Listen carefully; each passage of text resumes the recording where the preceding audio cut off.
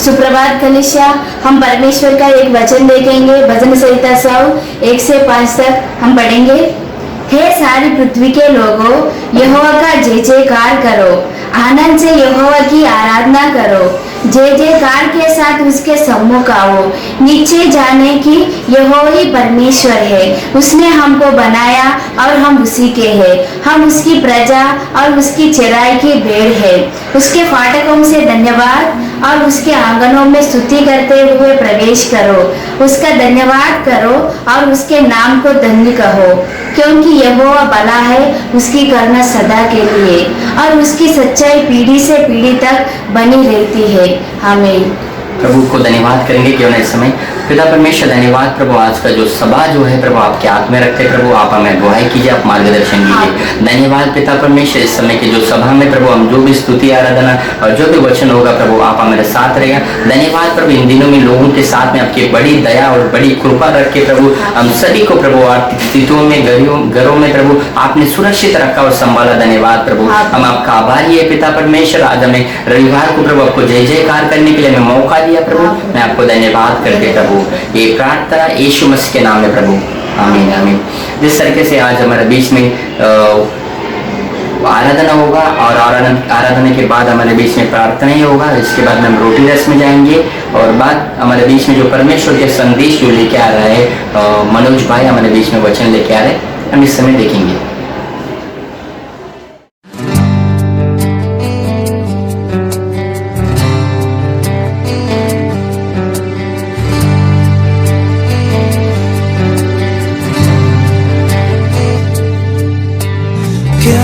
सकता हूँ, क्या ला सकता हूँ, कहता तुझे बस शुक्रिया। क्या दे सकता हूँ, क्या ला सकता हूँ, कहता तुझे बस शुक्रिया।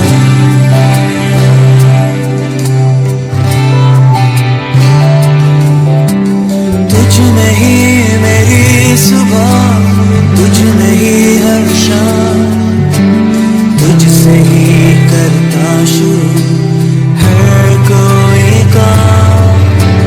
तुझ में ही मेरी सुबह, तुझ में ही हर शाम, तुझसे ही करता शुरू हर कोई काम। शुक्रिया करता हूँ मैं लेके तेरा नाम, आदर और धन्यवाद आज तेरे नाम। शुक्रिया शुक्रिया शुक्रिया तेरा, शुक्रिया शुक्रिया शुक्रिया यीशु तेरा।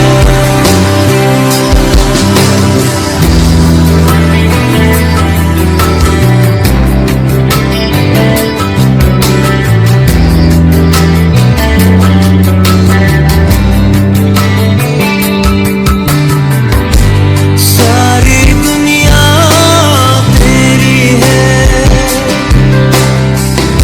सब कुछ तूने रचाया है। सारी दुनिया तेरी है, सब कुछ तूने रचाया है। मुझको भी तूने बनाया है, तेरे जैसा किया है। क्या दे सकता हूँ, क्या ला सकता हूँ, कहता तुझे बस शुक्रिया। वो क्या दे सकता हूँ, क्या ला सकता हूँ, कहता तुझे बस शुक्रिया शुक्रिया शुक्रिया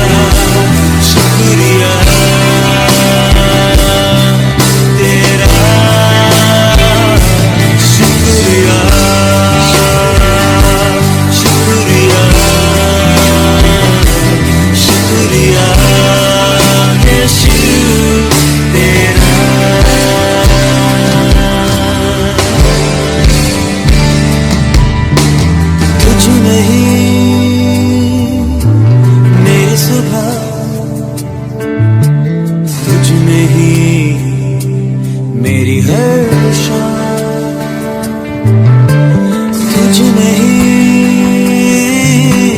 मेरी सुबह, तुझ में ही मेरी हर शाम। शुक्रिया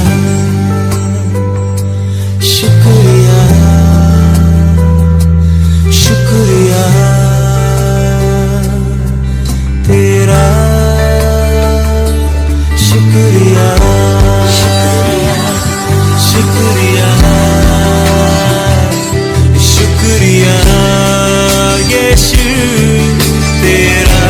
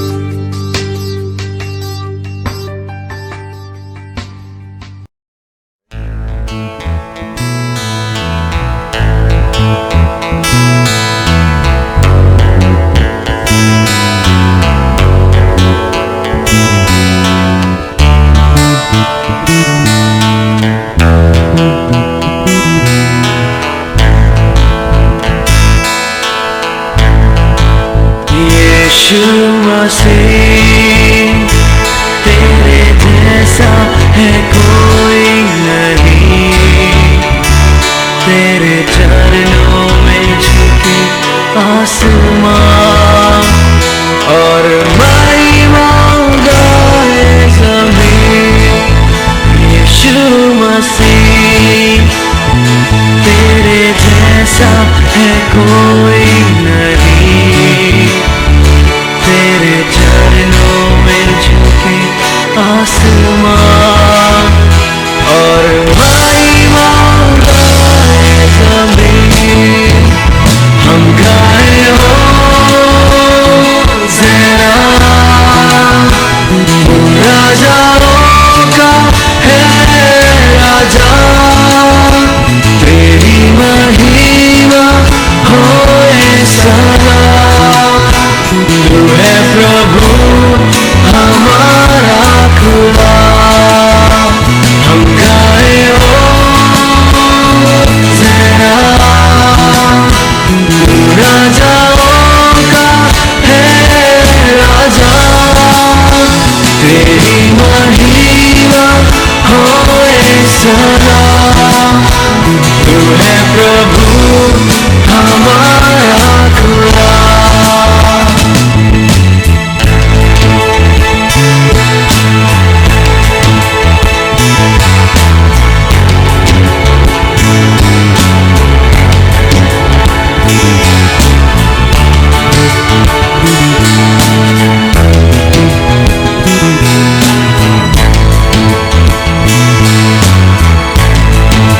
प्यारे पिता, तूने हमसे इतना प्यार किया, हमें पापों से छुड़ाने को अपने बेटे को कुर्बान किया। प्यारे पिता, तूने हमसे इतना प्यार किया, हमें पापों से छुड़ाने को अपने बेटे को कुर्बान किया। हम गाए हो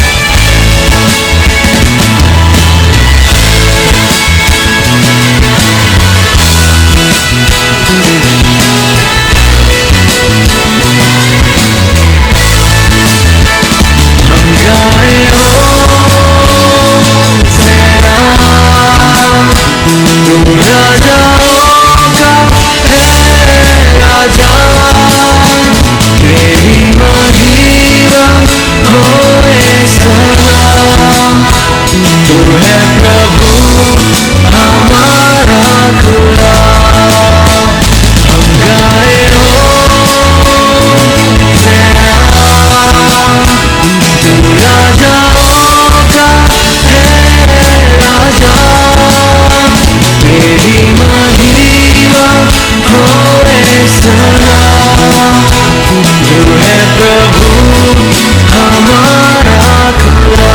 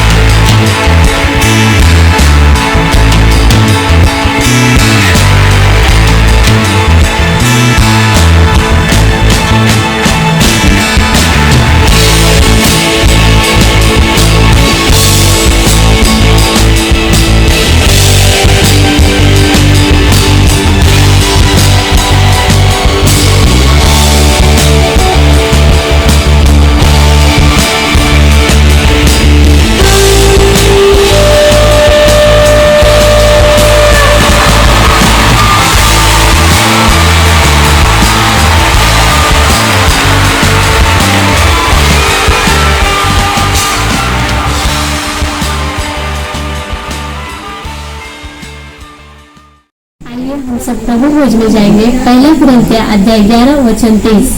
क्योंकि यह बात मुझे प्रभु से पहुंची और मैंने तुम्हें भी पहुंचा दी कि प्रभु यीशु ने जिस रात वह पकड़वाया गया रोटी ली और धन्यवाद करके उसे तोड़ी और कहा, यह मेरी देह है जो तुम्हारे लिए है, मेरे स्मरण के लिए यही किया करो। इस रीति से उसने दियारे के पीछे कटोरा भी लिया और कहा, यह कटोरा मेरे लहू में नई वाचा है, जब कभी पियो तो मेरे स्मरण के लिए यही किया करो। क्योंकि जब कभी तुम यह रोटी खाते और इस कटोरे में से पीते हो तो प्रभु की मृत्यु को जब तक वह न आए प्रचार करते रहो। इसलिए जो कोई अनुचित रीति से प्रभु की रोटी खाए या उसके कटोरे में से पिए, वह प्रभु की देह और लहू का अपराधी ठहरेगा। इसलिए मनुष्य अपने आप को जांच ले और इस विधि से इस रोटी में से खाए और इस कटोरे में से पिए। क्योंकि जो खाते पीते समय प्रभु की देह को न पहचाने, वह इस खाने और पीने से अपने ऊपर दंड लाता है। यीशु मसीह जब अपने चेलों के साथ बैठा था, उसने रोटी तोड़ी और उसने कहा, यह मेरी देह है। दियारे के पीछे कटोरा लिया और कहा, यह मेरा लहू है जो बहुतों के नियमित बहाया जाता है। यीशु मसीह रोटी और रस यीशु मसीह के बलिदान को दर्शाता है।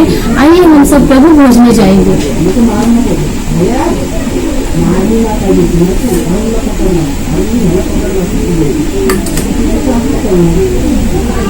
धन्यवाद करते पिता परमेश्वर, सुंदर समय के प्रभु, सचमुच प्रभु तो महान है परमेश्वर। प्रभु हर समय तो हमें संभालते, इसलिए धन्यवाद करते हैं पिता परमेश्वर। प्रभु तेरे जैसे कोई नहीं पिता परमेश्वर। प्रभु तो हमारे लिए पुरुष पर बलिदान हुआ पिता परमेश्वर। प्रभु मांगते प्रभु हर समय प्रभु हम तुझे याद करें और तुझे स्मरण करे पिता परमेश्वर। ये प्रार्थना यीशु के नाम से मांगते हैं प्रभु, आमीन। Praise the Lord. आइए हम सब मिलकर देश के लिए प्रार्थना करते हैं। हे परमेश्वर, धन्यवाद करती हूँ परमेश्वर आपको आज के सुंदर सुबह के लिए। परमेश्वर आपने हम सबको इस प्रार्थना द्वारा परमेश्वर मिलाया। परमेश्वर इसके लिए आपको धन्यवाद करती हूँ। परमेश्वर इस भारत देश के लिए मैं आशीष मांगती हूँ। इस भारत देश में जो इस वक्त परमेश्वर हमारी स्थिति है महामारी का, परमेश्वर इसके लिए मैं प्रार्थना करना चाहती हूँ। परमेश्वर हम सब मिलकर प्रार्थना करते तेरे आगे परमेश्वर कि जितना भी परमेश्वर इस वक्त जो हमारा देश में डॉक्टर सेवाकाई में है, जो सफाई कर्मचारी है, जो पुलिस वाला है, जो लोग परमेश्वर अपना जीवन का झोंका लेके काम काज कर रहे हैं परमेश्वर, उन सारे लोगों के लिए मैं आशीष मांगती हूँ परमेश्वर। परमेश्वर उन सारे लोगों को तेरी पलकों छाए परमेश्वर सुरक्षित रखना। हमारा पड़ोसियों को, हमारा अपने को, हमारा जो सारे परमेश्वर चर्च के लोग हैं परमेश्वर, उस सारे चर्च के लोगों को परमेश्वर सुरक्षित रखना परमेश्वर। परमेश्वर तो कितना महान परमेश्वर है परमेश्वर कि मनुष्य तेरे पल को तले शरण लेता है परमेश्वर। तेरा करुणा सदा के लिए है परमेश्वर। ये महामारी ये करुणा कुछ नहीं बिगड़ सकता है हमारा भारत देशवासियों का परमेश्वर। परमेश्वर तूने इस भारत देश को लोगों को और भारत देश को आशीषित किया है परमेश्वर। और तेरी पवित्र लहू से परमेश्वर इस सारे देश को और सारे देशवासियों को मेरा ढाकती हूँ परमेश्वर। सबको सुरक्षित रखना। धन्यवाद परमेश्वर। सारी प्रार्थना प्रभु यीशु पिता का नाम से मांगती हूँ, आमीन।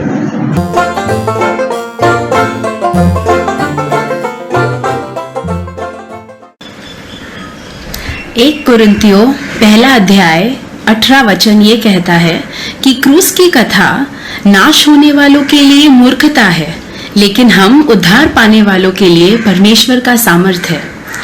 धन्यवाद परमेश्वर कि आपने हमारे लिए उस क्रूस पर बलिदान दिया और आज हम इस वजह से हम अपने आप को आपकी संतान बुला सकते हैं। आमीन।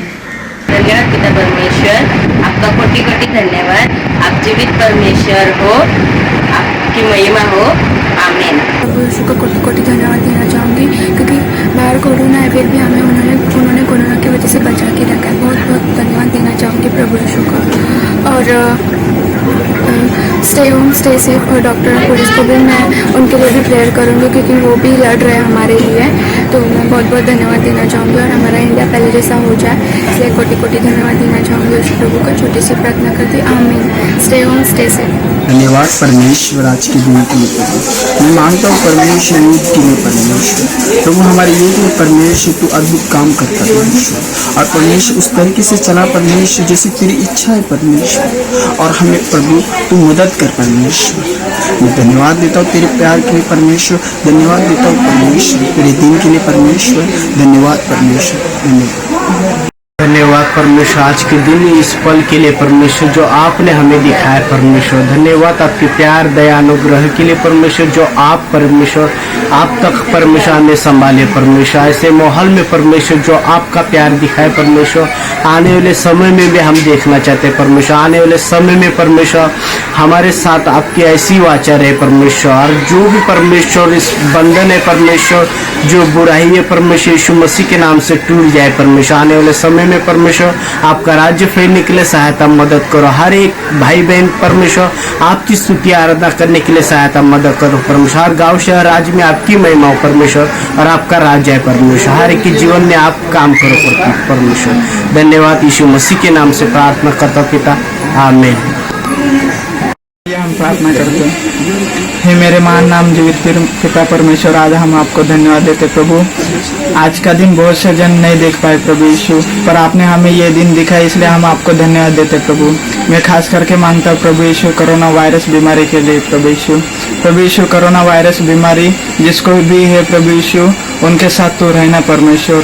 उनको बीमारी से चंगाई देना परमेश्वर। हाँ प्रभु, मार्ग सत्य जीवन परमेश्वर आप ही हो प्रभु यीशु।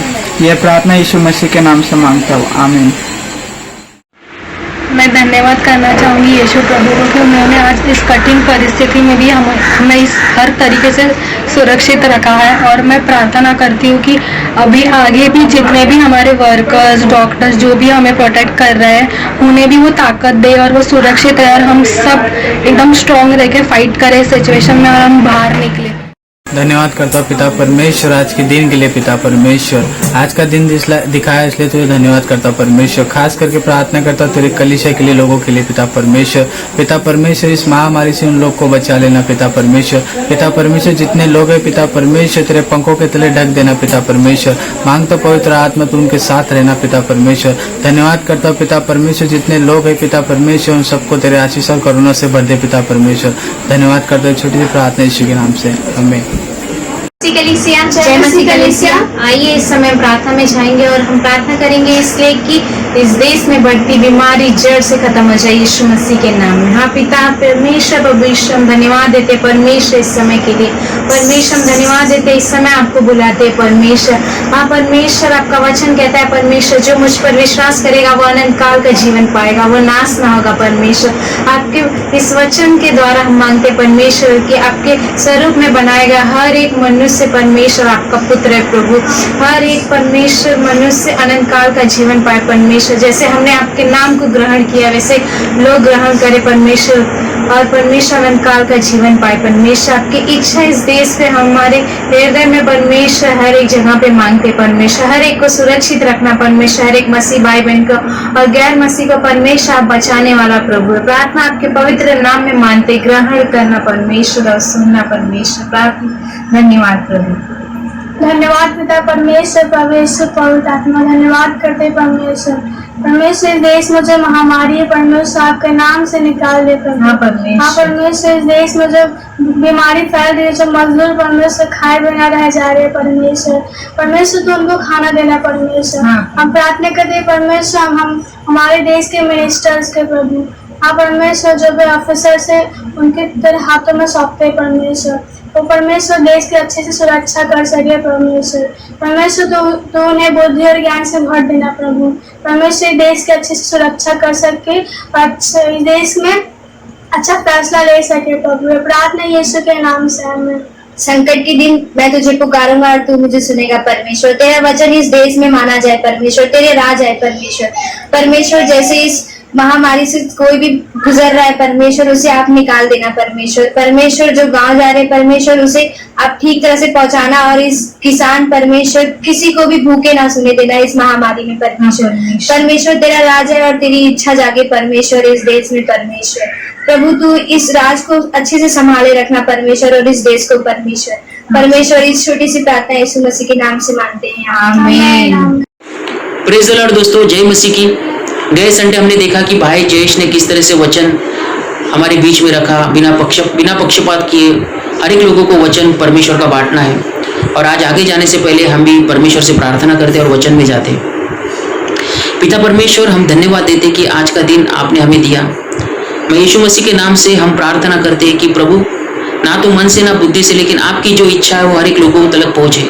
पवित्र आत्मा के द्वारा हर एक लोगों को परमेश्वर ये वचन और प्रचार पहुंचे, ताकि हर एक लोग बहुत सारा फल लाए और आपकी महिमा करें। यीशु मसीह के नाम से हम ये प्रार्थना करते हैं, आमीन। भाइयों, आज हम लोग वचन देखेंगे प्रेरितों के काम अध्याय 11 19 से 30 तक। ये वचन तो मैं आपके लिए पढ़ता नहीं हूँ, लेकिन मैं आपको थोड़ी शब्दों में बता देता हूँ कि इस वचन में क्या है। आप ये अध्याय पढ़ना 19 से लेकर 30 तक। इस अध्याय में लिखा है कि जैसे स्टीफन के द्वारा लोगों के ऊपर सताव आया, क्लेश आया, लोग तितर बितर हुए और लोगों ने वचन बांटा। कुछ लोगों ने सिर्फ यहूदियों को वचन बांटा और साइप्रस वासियों ने हर एक लोगों को वचन बांटा। और हर एक लोगों को वचन बांटने की वजह से प्रभु का हाथ उन पर था और बहुत सारे लोगों ने परमेश्वर की ओर मन फिराया, प्रभु के पास आए। और ये समाचार, ये बातें यरूशलेम तक पहुंची और वहां से उन्होंने बरनबास को भेजा और ताकि उनको और अच्छे से उपदेश दे, उन्हें तैयार करे, प्रभु में स्थिर करे। इसके लिए बरनबास को भेजा और वहां पर जाके बरनबास ने परमेश्वर के अनुग्रह को देखकर आनंदित हुआ और उन्होंने वहां उसे बहुत उपदेश दिया। उन्हें कहा कि परमेश्वर से आप बिलक कर रहे हो और उन्हें उपदेश किया। और बहुत सारे लोग और आ गए। और उसके बाद में बरनबास ने तरतुस को जाकर शाऊल को लेकर आया और दोनों ने मिलकर वहां पर अच्छे से 1 साल सेवकाई की, लोगों को अच्छे से तैयार किया। और पहली बार, जैसा कि वचन में लिखा है कि पहली बार अंतकिया में लोग मसीह कहलाए, अंतकिया में लोग पहली बार मसीह कहलाए। और उसके बाद में देखा जाए तो एक भविष्य वक्ता था जिसने वहाँ पर फिर बाद में थोड़े समय के बाद में अकबुस नाम के एक चेले ने वहाँ पर भविष्यवाणी की और कहा कि आगे के दिनों में अकाल आने वाला है। और वैसे ही जब उन्हें पता चला तो उन लोग ने, परमेश्वर ने, हर एक चेलों ने अपने अपने तरफ से दान और दशमांश देकर वहाँ की जरूरतमंदों को हर एक चीजें वहाँ पर पहुँचाई। ऐसा ये कार्य हमें इस वचन में दिखाई देता है। तो यहाँ पर हम देखेंगे सबसे पहले तो यहाँ पर शुरुआत सुसमाचार से हुआ, फिर बाद में कोई उपदेशक आया और फिर बाद में एक ने भविष्यवाणी की। कहीं ना कहीं हमें यहाँ ये देखने को मिल रहा है कि हर एक लोगों ने मिलकर कार्य किया है। और कलेशिया सिर्फ एक व्यक्ति से नहीं बनती है, तो कोई सुसमाचार देने वाला आता है, कोई प्रचार करने वाला होता है, कोई भविष्यवाणी करने वाला आता है, कोई चंगाई देने वाला होता है। हर एक मनुष्य को परमेश्वर से अलग अलग वरदान है। आज ये हमें देखना है कि हमें भी प्रभु से किस तरह का वरदान है। हमें भी प्रार्थना के द्वारा पता करना है और पूरी तरह से उसका इस्तेमाल करके परमेश्वर की महिमा करना है। भाइयों, कभी कभी हम सोचते हैं कि मैं प्रचारक बनूं, मैं भविष्यवाणी करूं, मैं चंगाई दूं, मैं सुसमाचार बांटूं, हमारी इच्छा होती है। लेकिन हर एक वरदान परमेश्वर की तरफ से और प्रभु के नजर में हर एक वरदान प्रभु के नजर में कोई छोटा बड़ा नहीं है। हर एक कार्य परमेश्वर की नजर में एक ही समान है। जैसा कि सुसमाचार बांटना, प्रचार करना, भविष्यवाणी करना, ये हर एक है। लेकिन हमें किस प्रकार का दान है, उसे वरदान है, वो परमेश्वर से हमें प्रार्थना के द्वारा मालूम करना है और उसका इस्तेमाल करना है। मैं आपके लिए वचन पढ़ना चाहता हूँ, रोमियो का अध्याय पढ़ता हूँ मैं आपके लिए कि परमेश्वर ने कैसे वरदान के बारे में हमें बताया। रोमियो 12 का मैं 4 से आपके लिए पढ़ूंगा। क्योंकि जैसे हमारी एक ही देह में बहुत से अंग हैं और सब अंगों का एक ही सा काम नहीं, वैसे ही हम जो बहुत है मसीह में एक देह होकर आपस में एक दूसरे के अंग हैं। जबकि उस अनुग्रह के अनुसार जो हमें दिया गया है, हमें भिन्न भिन्न वरदान मिले। तो जिसको भविष्यवाणी का दान मिला है वो विश्वास के परिणाम के अनुसार भविष्यवाणी करे। यदि सेवा करने का दान मिला है तो वो सेवा में लगा रहे। यदि कोई सिखाने वाला हो तो वो सिखाने में लगा रहे। जो उपदेशक हो तो वह उपदेश देने में लगा रहे। दान देने वाला उदारता से दे। जो अगुवाई करे वह उत्साह से करे। जो दया करे वो हर्ष के साथ करे। परमेश्वर यहाँ पर जो जोर दे रहा है वो जो कुछ तुम करे लेकर आनंद के साथ करो, हर्ष के साथ करो। हर एक दान परमेश्वर की ओर से। अगर सारा शरीर आंख होता तो सुनने का काम कहां से होता? वचन कहता है। सारा शरीर अगर कान होता तो देखने का काम कहां से होता? सारा शरीर अगर हाथ होता तो चलने का काम कहां से होता? वैसे ही हर एक शरीर के अंगों का अलग अलग कार्य है। वैसा ही मसीह में हर एक लोगों को अलग अलग वरदान है और उसे हमें इस्तेमाल करना है और परमेश्वर की महिमा करनी। ये हमें यहाँ पर ये देखने मिल रहा है, ये सीखने मिल रहा है। और दूसरी बात हम देखेंगे कि कैसे सुसमाचार से शुरुआत हुई, लोगों ने सुसमाचार बांटा और बहुत सारे लोग प्रभु की ओर आए। तो सुसमाचार मतलब एक कार्य है, एक अच्छा कार्य है। जैसे कि मैं हमेशा प्रार्थना करता हूँ, लोग प्रार्थना करते हैं, प्रभु मुझे बहुत सारा फल लाना है, मैं फलवंत बनूं, बहुत सारा फल लाओ। लेकिन परमेश्वर कहता है कि अगर तुम बीज बोएंगे नहीं तो फल कहाँ से आएगा? भाइयों, फल लाने के लिए सबसे सर्वप्रथम बीज बोना पड़ता है। और सुसमाचार लोगों को बांटना ये उत्तम भूमि में बीज बोने जैसा है। हमें नहीं पता कि किन लोगों को वचन देना है, किन लोगों को नहीं, कौन अच्छा है कौन पापी है, हमें नहीं देखना है। हमें हर एक लोगों को वचन बांटना है, हर एक लोगों को हमें सुसमाचार देना है।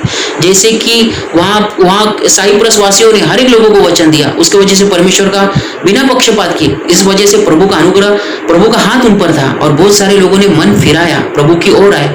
उसी तरह हमें भी हर एक लोगों को वचन बांटना है। क्योंकि भाइयों, सूर्य का प्रकाश धर्मी और अधर्मी दोनों पर गिरता है, बारिश धर्मी और अधर्मी दोनों पर गिरती है। उसी तरह हमें भी जो यीशु मसीह के ऊपर विश्वास करते हैं, बिना पक्षपात किए हर एक व्यक्ति को सुसमाचार बांटना है।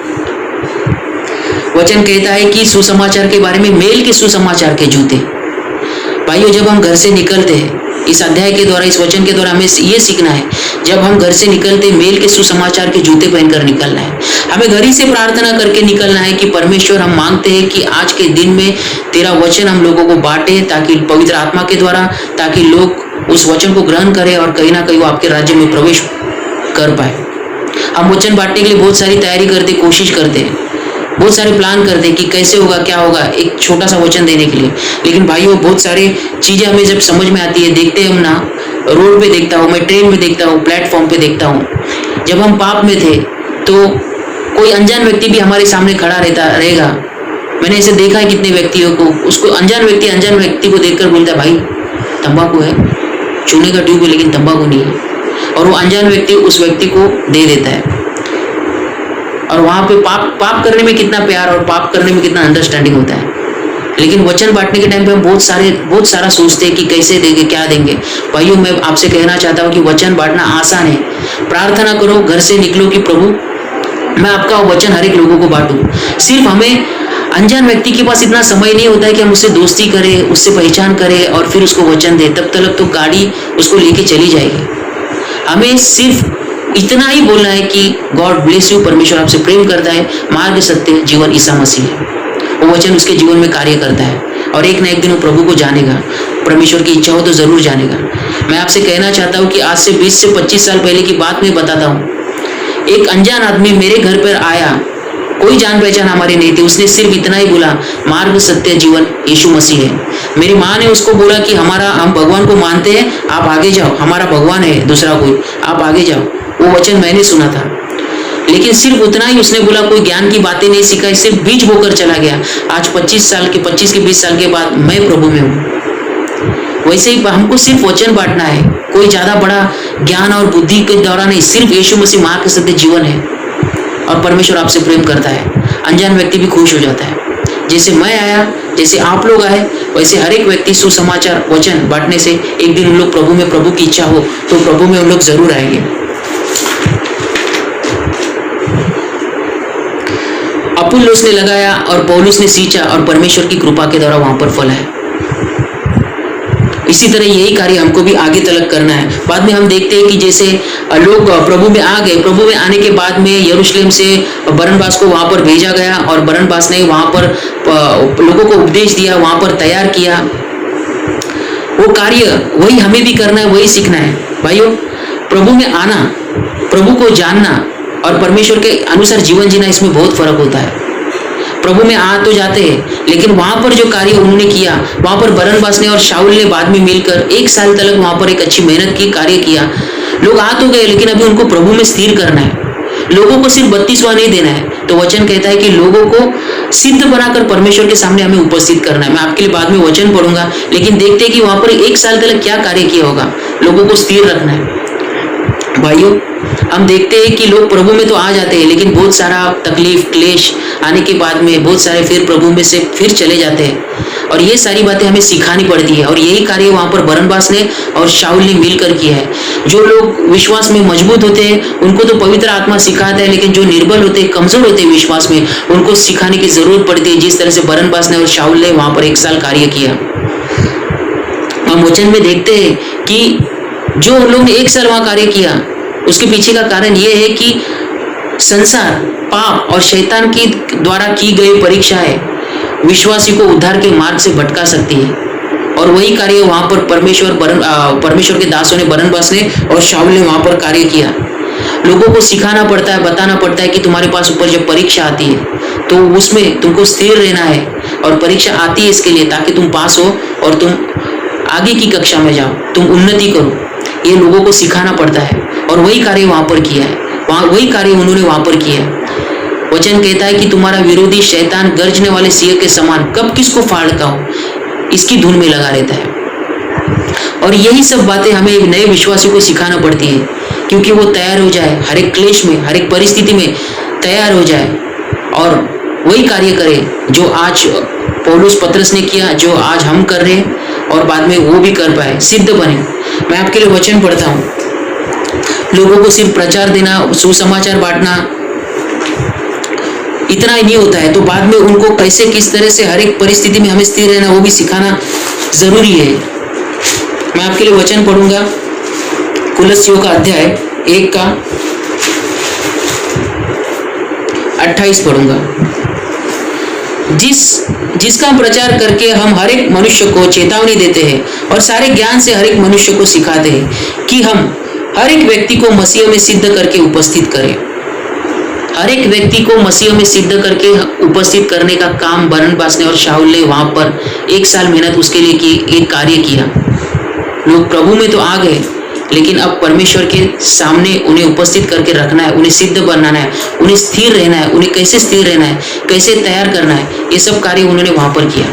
भाइयों, जब हम 32वां लेते हैं उद्धार की गाड़ी में तो बैठ जाते हैं, लेकिन उसके कुछ नियम होते हैं, आज्ञा पालन, जो हमको परमेश्वर तक लेके जाते हैं। जो स्लो ट्रेन होती है वो हर एक स्टेशन पे रुकती है, लेकिन फास्ट ट्रेन कम स्टेशन पे रुकती है। उसी तरह जब हम परमेश्वर में आ जाते हैं, प्रभु को जान लेते हैं, तो हमें भी हमारा मन कहे वहां नहीं रुकना है, पवित्र आत्मा जहाँ जहाँ कहे वहां हमें रुकना है। भाइयों, हमें मतवालापन, लीला क्रीड़ा, क्रोध, ईर्ष्या, भले के बैरी, पियक्कड़पन, इन स्टेशनों पे नहीं रुकना है। तो हमें आप पवित्र आत्मा मिला है, तो अभी हमें सिर्फ प्रेम, आनंद, धीरज, शांति, कृपा, भलाई, नम्रता, संयम, विश्वास, इन स्टेशनों पे रुकना है। यही सारे स्टेशन हमें परमेश्वर तक लेके जाते हैं। यीशु मसीह के बीच में और हमारे बीच में इतने ही स्टेशन है, ये 9 स्टेशन। और इसी पे पवित्र आत्मा के अगुवाई में हमें रुकना है, पवित्र आत्मा में हमें चलना है। और यही कार्य वहां पर बरनबास ने और शाऊल ने मिलकर किया है। हम देखते हैं कि ये सब आसान कार्य नहीं होता है, लेकिन पवित्र आत्मा जब हम में आता है तो हमें वो सिखाता है और हमारे लिए आसान करके देता है।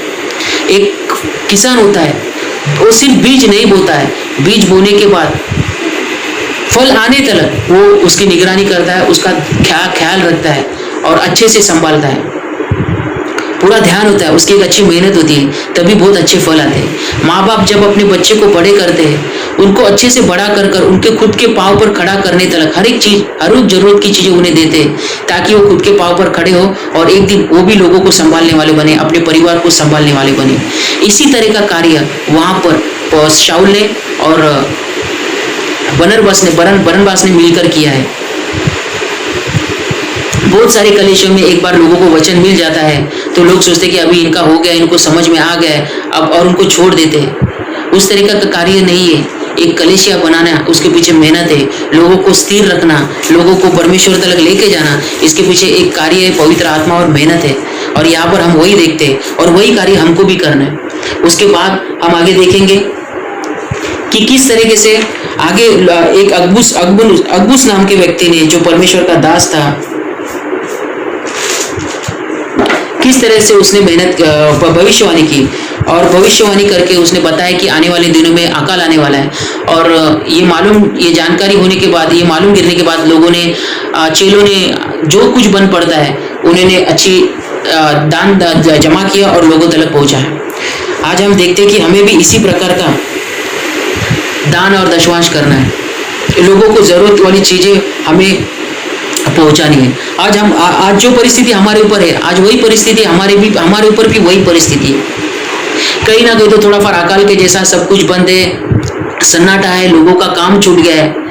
आज इस परिस्थिति में हम बोलते क्या है वो महत्वपूर्ण बात है। हम सोचते हैं कि मेरा काम चला गया है, मैं कैसे दशवांश दूं, मेरा तो काम भी चला गया और कुछ चिन्ह भी नहीं दिखाई दे रहा है कि कुछ शुरुआत हो जाएगी, दिन ब दिन सब कुछ बढ़ रहा है, कैसे होगा, क्या होगा, इसी चिंता में हम लगे रहते हैं। भाइयों, विपरीत परिस्थिति में हम क्या बातें करते हैं वो ज़्यादा महत्वपूर्ण है। मैं आज वचन के द्वारा बताना चाहता हूँ कि परमेश्वर ने, जब भी पृथ्वी बेडोल थी, सुनसान थी और परमेश्वर का आत्मा गहरे जल पे मंडरा रहा था, कुछ भी नहीं था, सब कुछ खत्म हो चुका था, लेकिन परमेश्वर यहोवा ने ये नहीं बोला कि कैसे होगा, क्या होगा। परमेश्वर ने सिर्फ इतना ही बोला, उजियाला हो, और उजियाला हो गया। हम विपरीत परिस्थिति में क्या बातें करते हैं वो महत्वपूर्ण होता है। भाइयों, आज की परिस्थिति कहीं ना कहीं दान और दशवांश और लोगों को मदद करने का ही समय है, लेकिन आज हम कहीं ना कहीं तो देख रहे हैं, और ये सही बात है कि हमारे ही वांदे हैं, हमें ही नहीं मिल रहा है, हमारा ही काम छूट गया है, हमारा ही पगार नहीं आ रहा है, हम ये बातें कर रहे हैं और कहीं ना कहीं तो ऐसा मन में होता है, लेकिन बोलना क्या है हमें इस परिस्थिति में भी। भाइयों, विश्वास वो नहीं होता है जो सब कुछ आसानी से हो रहा है, जो हम कर सकते हैं वो हम काम करें, वो विश्वास नहीं होता है। जो हम नहीं कर सकते और वो हमें करना पड़ता है, वहाँ विश्वास की जरूरत होती है। अनहोनी को होनी करना विश्वास की जरूरत है, अनहोनी को होनी करना होता है, वहां पर विश्वास होता है। इस परिस्थिति में भी जैसे परमेश्वर ने, पृथ्वी बेडोल थी, सुनसान थी और परमेश्वर का आत्मा गहरे जल पर मंडरा रहा था, लेकिन परमेश्वर ने बोला उजाला हो, और उजाला हो गया। आज यही परिस्थिति में हमको भी बोलना है कि भले आज दिखाई तो दे रहा है मेरे पास कुछ नहीं है, लेकिन मैं परमेश्वर से प्रार्थना करूंगा और मुझे विश्वास है कि इस परिस्थिति में भी परमेश्वर मेरे साथ है और मेरी सारी जरूरतें पूरी करेगा, और मैं भी लोगों की जरूरतें पूरी करूंगा, और जो कुछ मेरे पास मुझसे बन पड़ता है वो मैं लोगों को दूंगा, मैं दान करूंगा, मैं दशवांश दूंगा और लोगों तक पहुंचाऊंगा। अगर हम ये बोलते हैं तो हम भी परमेश्वर के जैसा उजियाला बनाते हैं पृथ्वी के ऊपर। अनहोनी को होनी करना विश्वास होता है, जो हम कर सकते हैं उसको विश्वास नहीं बोलते, और परमेश्वर हमें ऐसे ही काम करने बोलता है जो हमसे हो नहीं सकते, क्योंकि वहां पर ही प्रभु देखता है कि ये कितना मुझ पर विश्वास करता है। भाइयों, दान और दशवांश के बारे में मैं आपसे बताना चाहता हूं कि हम बहुत सारे काम किए, हमने प्रचार किया, हमने लोगों के शरीर से भूत निकाले, लोगों को चंगाई दी, और एक दिन यीशु मसीह के पास जाकर खड़े हो गए। यीशु मसीह बोलेगा मैं आपको नहीं जानता हूँ, क्योंकि जब आपके पास में आया तो आपने मुझे भूखा था, मुझे खाना नहीं दिया, मैं प्यासा था, मुझे पानी नहीं पिलाया। और आप पूछोगे प्रभु कब आप मेरे पास आए थे, तो परमेश्वर कहेगा जिस भूखे और प्यासे इंसान को तुम नहीं दिया, आपने मुझे नहीं दिया, और जिस भूखे और प्यासे को आप देते हो तो आप मुझे देते हो। इस वचन के द्वारा हमें देखना है कि हमें भी परमेश्वर में दान और दशमांश और लोगों तक जरूरतें जो भी जरूरत है हमें पहुंचाना है। हम देखेंगे, हम सोचते कि मैं अमीर बनूं, मेरे पास पैसा ज्यादा आएगा तो मैं परमेश्वर को दान और दशमांश दूंगा। नहीं भाइयों, मैं आपके लिए एक अध्याय पढ़ना चाहता हूं। अगर आप प्रभु में और पवित्र आत्मा में होकर आप अच्छी बातें बोलोगे विपरीत परिस्थिति में भी, वो विश्वास होता है। मैं आपके लिए वचन पढ़ता हूं।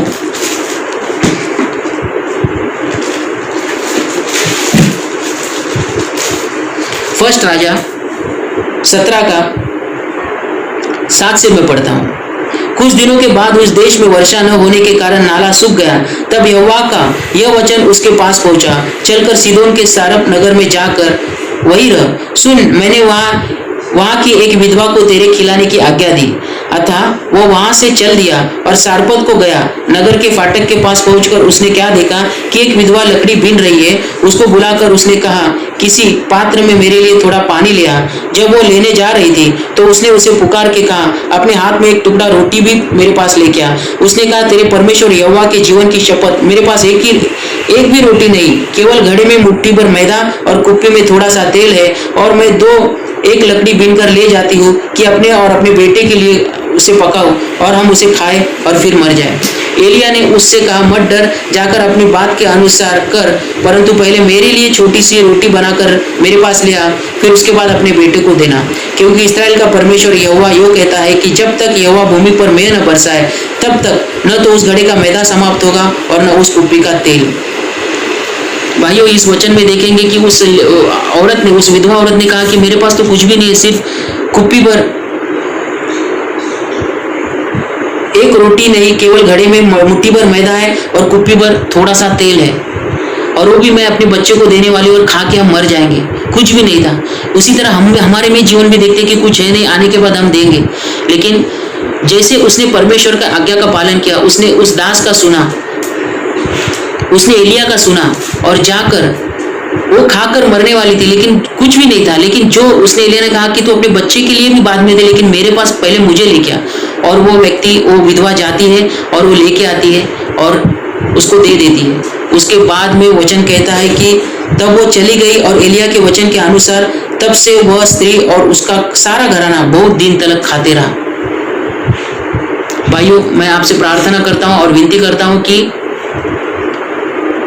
हमें दान और दशमांश देने के लिए धन की नहीं, अच्छे मन की जरूरत होती है, इच्छा की जरूरत होती है। हमें इस अध्याय से यही सीखने को मिल रहा है कि हमें सुसमाचार बांटना है, उपदेश देना है, लोगों को तैयार करना है, उनकी जरूरतें पूरी करनी है, दान और दशमांश देना है। आज परमेश्वर इस वचन के द्वारा हमें यही सिखा रहा है।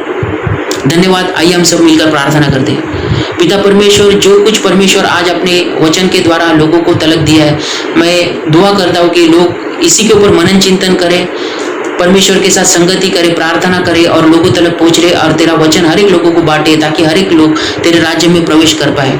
जो भी परमेश्वर आज तकलीफ है, यीशु मसीह के सामर्थ्य नाम से निकल जाए और फिर से परमेश्वर हर एक चीज सही तरह से हो जाए। खुदावन, ये प्रार्थना मैं यीशु मसीह के नाम से करता हूँ, आमीन। परमेश्वर की शांति और आनंद आपके साथ हमेशा बना रहे, आमीन। आज हम अद्भुत तरीके से परमेश्वर को आराधना किया है और परमेश्वर को उपस्थित हमारे बीच में था और हम प्रार्थना हमारे बीच में हुआ है। और जिस तरीके से हम आज रोटी रस तोड़ा है हमारे बीच में, जो लक्ष्मी मिल रहा है, और हम घरों में बैठकर एक साथ में रोटी तोड़ा है, परमेश्वर हमारे साथ है। और परमेश्वर कहता है कि जब तक होना है हम मन पिता पर पश्चाताप करें और उसके नाम को महिमा करें। और हम देखते हैं जो हमारे बीच में इस समय भाई जो वचन लाया, अद्भुत तरीके से परमेश्वर को उपस्थित रहा हमारे बीच में, और हर एक वचन जो सुना है उस वचन के अनुसार चलने वाले व्यक्ति हमें बनना जरूरी है। इन दिनों में हम देख रहा है वो लोगों को प्रभु दया और कृपा हमारे ऊपर परमेश्वर दिखा रहा है और वचन के अनुसार हमें जीवन बिताए। क्यों ना इस समय हम कलीसिया एक साथ में हम प्रार्थना करेंगे। अपना आंखें बंद कीजिए। प्रभु धन्यवाद करते प्रभु आपकी उपस्थिति, आपकी महिमा, आपके गौरव प्रभु और एक साथ में बने रहे प्रभु। धन्यवाद प्रभु जो वचन आपने हमारे बीच में लाया प्रभु, उस वचन के अनुसार हमें जीवन बिताए प्रभु और आपकी इच्छा में चलने वाले व्यक्ति बनाइए प्रभु। मैं धन्यवाद करते हैं इस समय के लिए प्रभु। परमेश्वर का प्रेम और यीशु मसीह का अनुग्रह और पवित्र आत्मा का सहभागिता आप सभी के साथ में बने रहे प्रभु, आमीन।